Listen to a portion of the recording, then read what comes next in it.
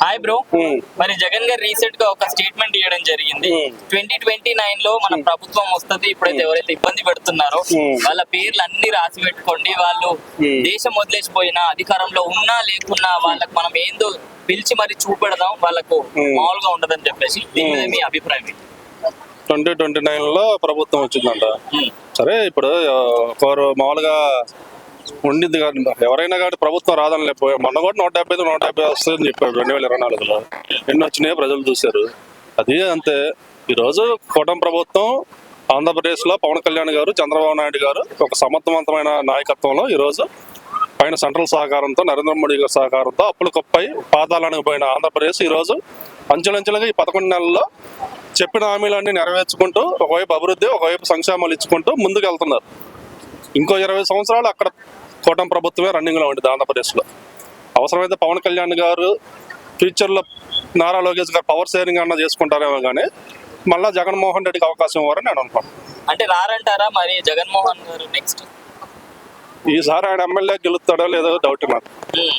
So మరి liquor scam లో జగన్ గారు ఉన్నారని చెప్పేసి అంటున్నారు కదా, మరి అరెస్ట్ అయ్యే అవకాశాలు ఉన్నాయంట?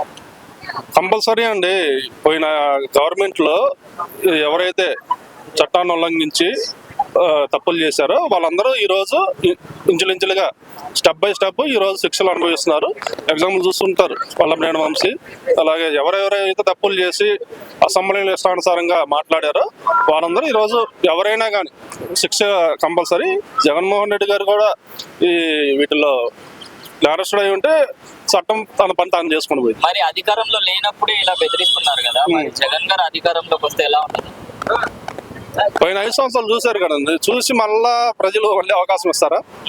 ఈరోజు వచ్చే కంపెనీలు కూడా పవన్ కళ్యాణ్ గారు, చంద్రబాబు నాయుడు గారు మీద నమ్మకంతో ఈరోజు చాలా కంపెనీలు వస్తున్నాయి. ఈరోజు ఆంధ్రప్రదేశ్ మళ్ళా జగన్మోహన్ రెడ్డి వస్తే ఇంకా వచ్చే కంపెనీలు కూడా రావు. మరి కేజీ బంగారం BMW కార్లు అవన్నీ ఇస్తా అంటే ఏది మళ్ళీ ఇస్తా అంటే కేజీ బంగారం సరే ఇవ్వమనండి. కేజీ బంగారం కేజీ బంగారం ఇచ్చినా ఏమి ఇచ్చినా కానీ ఈరోజు మొన్న కూడా మ్యాక్సిమం మన కూటమి ప్రభుత్వానికి ఆంధ్రప్రదేశ్లో వేసింది మొత్తం ఎంప్లాయీస్ అంటే చదువుకున్న వాళ్ళు, గవర్నమెంట్ ఉద్యోగస్తులే మనం తిరగబడి వేసారు. ఈరోజు వాళ్ళ ఓటింగ్ అనేది వాళ్ళకు ఉంది.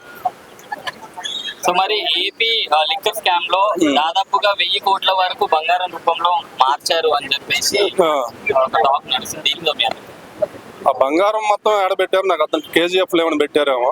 అది వెలక తీసి త్వరగా అది మొదల్లో ప్రభుత్వానికి డబ్బులు లేవు. ఈరోజు చాలా క్లిష్ట పరిస్థితిలో ఉంది ఆంధ్రప్రదేశ్. ఆ బంగారాన్ని ఏడన్నా ఉంటే పట్టుకొని అది ఆంధ్రప్రదేశ్ అభివృద్ధికి ఉపయోగించాలని నేను కోరుతున్నాను.